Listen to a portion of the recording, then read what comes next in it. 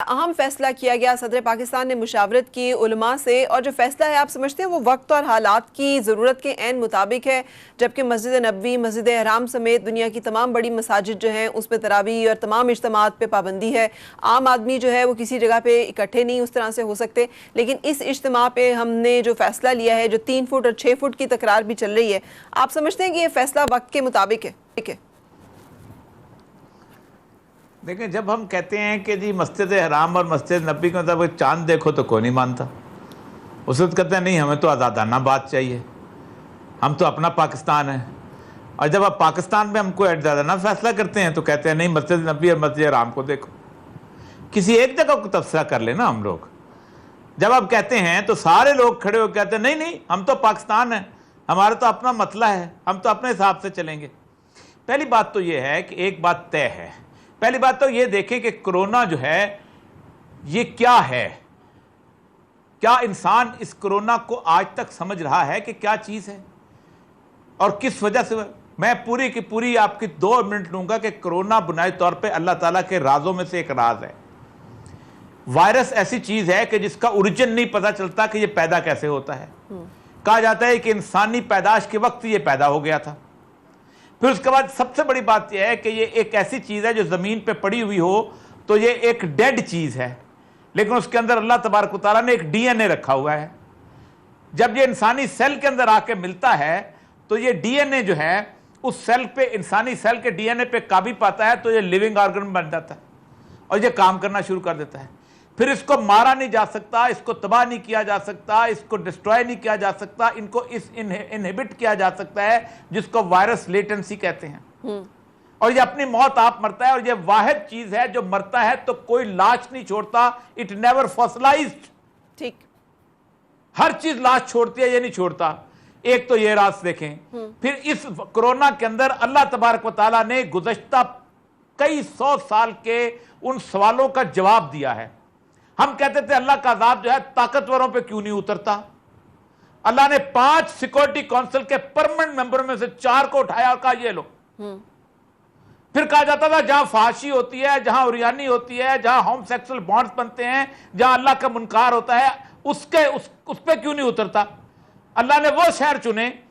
आप साथ खड़ा हुआ मिलान के साथ अल्लाह ने वेटिकन सिटी को छोड़ दिया, मिलान को चुना जहां फैशन अपने रूज पे पहुंचा और सारा इनकार का रूज पे पहुंचा। फिर कहा जाता था अल्लाह का अजाब जो है ये गरीबों पे क्यों उतरता है, जहां भूख है, नंगा है, अफलास है। अल्लाह ने अफ्रीका के आज उठाए नक्शा, कभी 2 होते थे, आज अफ्रीकन कंट्री में 1 और 2 नजर आते हैं। अल्लाह ने वो मुल्क भी छोड़ दिए टोटल, जहां ना सेहत की सहूलत है, ना साफ पानी मुयस्सर है, ना कोई और एहतियात है। आप देखें कि इस वक्त पहला रुजू अल्लाह की तरफ होना चाहिए। मस्जिद ना भी करें, अल्लाह को मस्जिद से कोई परवाह नहीं। बेशक इस अमर पे तो सर डिबेट नहीं है। डिबेट तो इज्तिमा पे है कि इज्तिमा के ऊपर पाबंदी है। पूरी दुनिया में इबादत पे पाबंदी नहीं है। इबादत के ऊपर की तो सबसे ज्यादा जरूरत इन्हीं दिनों में है, लेकिन इज्तिमा के ऊपर जो फैसला हुकूमत की रिट, जहां पर वो कहते हैं अगर नाबीना करें एहतजाज तो उनके ऊपर आप लाठी चार्ज कर लें, डॉक्टर जो है वो आपसे पीपीई किट्स मांगे तो उनके ऊपर आप डंडा उठा लें, लेकिन उलमा के साथ जो है आप वहां पे गैदरिंग के जो है उसको कबूल कर लें, तो फिर बाकी गैदरिंग्स जो है उनमें क्या कबाहत है। जिस टीवी चैनल में मैं और आप दोनों काम करते हैं उस टीवी चैनल में एक वक्त में कम से कम 150 लोग बैठे होते हैं सर, बहुत फासलों पे। उस टीवी चैनल में बाहर से डॉक्टर भी आता है, नहीं कोई फासला नहीं होता। आप क्या बात करते हैं, मैं टीवी में काम करता हूं, मैं काठमांडू में भी जाता हूं, मैं यहां भी जाता हूं, कोई मुनासिब फासला नहीं होता। आपके जितने जितने पैनल बने हुए, आपके जितने डब्बे, आपने एक फासला अलहदा किया, आपका पूरा हॉल उसी तरह होता है। जिस दरवाजे पे आप, जिस कुर्सी पे आप बैठते हैं, वहां से बाहर से आया हुआ एक डॉक्टर भी आता है, एक सियासतदान भी आता है, वो भी आता है, तीसरे भी आते हैं, उठ के भी जाते हैं, सारी की सारी मूवमेंट चल रही है।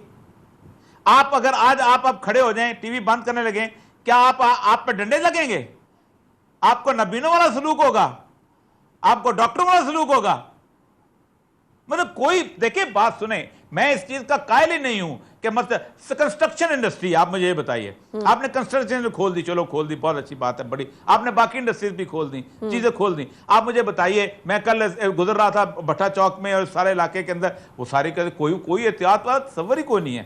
ठीक है, अल्लाह पे तवक्कल है, चलने दो, सब कुछ आप करते हो, लेकिन एक पर्टिकुलरली एक इशू को बना के वो कहते हैं कि 50 साल से ज्यादा के लोग हम नहीं आएंगे। अल्लाह करे कि आप बिल्कुल सही हो, आप जो कह रहे हैं वो मंतिक और वो लॉजिक बिल्कुल सही हो, लेकिन खुदा खुदाना खास्ता जैसे वज़ीर आज़म ने कहा है कि मई खतरनाक है और दुनिया दूसरी लहर के आने की बात भी कर रही है, आपके ख्याल में हम बात होती है तो उसका जिम्मेदार कौन होगा फिर? क्या हुकूमत का फैसला, क्या उलमाए कराम जिन्होंने ये कहा है कि इस वक्त ये तमाम चीजें जो है इसमें कोई कबाहत नहीं है, जिम्मेदारी किसके सर होगी? मस्जिद में आप 1 घंटे के लिए आते हैं, 1 घंटे के लिए, कंस्ट्रक्शन साइट पे आप 12 घंटे के लिए जाते हैं, ठीक है, ठीक है, टेलीविजन चैनल में आप 8 घंटे की ड्यूटी देते हैं, ठीक, एक मिल के अंदर आप 9 घंटे की ड्यूटी देते हैं, मस्जिद में टोटल आप 1 घंटे से ज्यादा नहीं जाते। बिल्कुल ठीक है, बिल्कुल ठीक है, तमाम एहतियात के साथ। जनरल साहब ठीक है, आप परसेंटेज निकाल लें, जिसकी परसेंटेज ज्यादा है उसके ऊपर इल्जाम लगा बिल्कुल ठीक है। जनरल साहब यही वो कंफ्यूजन है जिसके ऊपर बात कर रहे थे हम, कि कोई भी इंडस्ट्री जो है वो कहेगी कि फिर ये वाली अगर कंस्ट्रक्शन इंडस्ट्री खुली है तो मसाजिद पे क्यों पाबंदी है, अगर मसाजिद में गैदरिंग हो सकती है तो फिर स्कूल क्यों बंद है, अगर स्कूल जो है वो हो सकते हैं तो फिर बाकी दुकानें भी खुलनी चाहिए सारी। तो ये जो एक मामला है रिट ऑफ स्टेट जिसे कहते हैं कि आप एक फैसला करते हैं जिसमें आप किसी तबके, किसी ग्रोह, किसी मजहब को नहीं देखते, आप उसमें एक अवाम के लिए फैसला करते हैं, आपको नजर आ रही है इस वक्त? देखिए बात यह है, मेरी जरा थोड़ा सा राय मुख्तलिफ है। जहां पे आपके रेगुलर एम्प्लॉइज होते हैं, जैसे आपकी चैनल है या कोई ऑफिस है, वहां एक डिसिप्लिन को मेंटेन करना आपके लिए आसान होता है क्योंकि वो आपके एम्प्लॉइज हैं, प्रोटोकॉल से आप उनको आप उनसे सैनिटेशन भी अच्छी तरह एक्सरसाइज करवा सकते हैं, आप उनको मास्क भी पहना सकते हैं, ना पहने तो आप उनको सजा दे देंगे, वो आपका इख्तियार है। और नतीजा ये कि वो आदमी एक डिसिप्लिन के तहत काम करता है। कंस्ट्रक्शन इंडस्ट्री में अगर आप चले जाएं तो वो यूजुअली ओपन एयर होता है, ओपन स्पेसेस में काम करते हैं और वहां पे कम लेबर अगर रखेंगे, कोई एहतियात थोड़ी बहुत करेंगे तो उसमें भी गुजारा चल सकता है। मसाजिद में कारपेट्स वगैरह होती हैं जहां लोग सजदा करते हैं और वो यूजुअली इन्फेक्टेड होती हैं। मैं हमेशा जब भी हज पे गए हैं या उम्रा पे, वहां से बीमार होके आए हैं क्योंकि वो पता नहीं होता कि वहां पे कारपेट्स कहाँ पे इन्फेक्टेड हैं, किसने जिसने सजदा किया वो वाकई इन्फेक्टेड था। फिर फासला रखने का भी मसला वहां पे होता है क्योंकि हजूम पड़ता है, कोई वहां पे तादाद मुकर्रर नहीं होती और लोग सबका जी चाह रहा होता है कि मस्जिद में जाके नमाज पढ़ी जाए, तो वो लोग भी वहां जमा होते हैं, फिर एनक्लोज्ड एरिया होता है। इन एनी केस इस्लाम में बड़ी फ्लेक्सिबिलिटी है। रब्बुल आलमीन ने भी हमें बीमारी की हालत में नमाज की छूट दी है कि आप किस तरह पढ़ेंगे, आपको सफर की हालत में नमाज की छूट दी है कि आप किस तरह पढ़ेंगे, जंग की हालत में।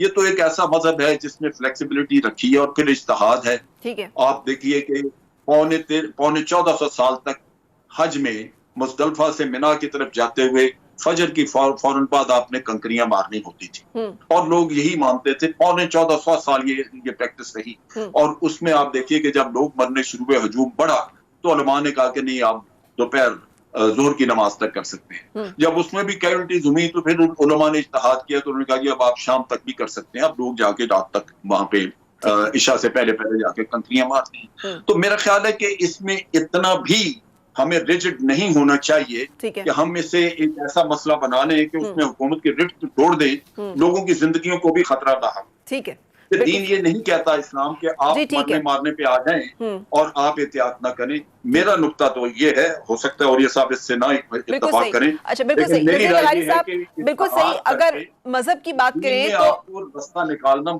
इतना बड़ा मसला नहीं है। ठीक है सर। नज़ीर लगारी साहब, सर पाकिस्तान जो है वो तमाम इसमें अक़लियतें भी बसती हैं जो एक बड़ी तादाद में है। अगर हम अपनी मस्जिद खोलेंगे, जो कि हम सब चाहते हैं कि अल्लाह का घर हमेशा आबाद हो, वो कहेंगे हमारे मंदिर भी खुले, हमारे गिरजा भी खुले। अगर ईस्टर उन्होंने मनाया और उन्होंने चर्च में जाके नहीं मनाया तो फिर उनका क्या कसूर है कि मुसलमान जो हैं वो तो इबादत जाके मस्जिद में करें, उनके लिए तो खोल दी जाए, गैदरिंग की इजाज़त दी जाए। ये जो फैसले हैं इस तरह के, जब आप तमाम ग्रोहों को नहीं ऑन बोर्ड लेते, आप समझते हैं, आपकी इस पर क्या ओपिनियन है? एक तो ये है कि गुज़श्ता रोज़ मैंने एक वक्त में लाइव बैतुल्लाह शरीफ को देखा, मस्जिद नबी को देखा, उसके बाद अल्लाह मुझे माफ़ करे, मैंने वेटिकन सिटी को देखा, मैंने काशी के मंदिर को देखा, मैंने उसके बाद जो है वो गुरुद्वारे का ये जो गोल्डन टेम्पल है उसको देखा। मुझे गोल्डन टेम्पल पर कुछ लोग नजर आए, लेकिन बाकी दीगर मकामात पर मुख्तलिफ मज़ाहिब के, हाँ, दीवार गिरिया को देखा मैंने यरूशलेम में, उसको देखा। और मैंने कहीं भी वेटिकन को मैंने पूरे 25 उन्होंने ईस्टर बिल्कुल खाली उसमें किया जी। मैंने 25-30 मिनट तक वेटिकन को देखा है। तो एक परिंदे के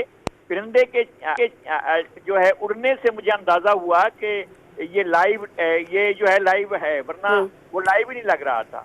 तो ये सूरत हाल है वहां पर जहाँ मज़ाहिब के मरकज हैं, जहाँ मुख्तलिफ मज़ाहिब के मरकज हैं। हम मुसलमान हैं अल्हम्दुलिल्लाह, और हमारा मरकज बैतुल्लाह शरीफ है, और हमारे दिलों के करीब मस्जिद नबवी है, हरम बेशक पाक है। तो ये सारी चीजें हम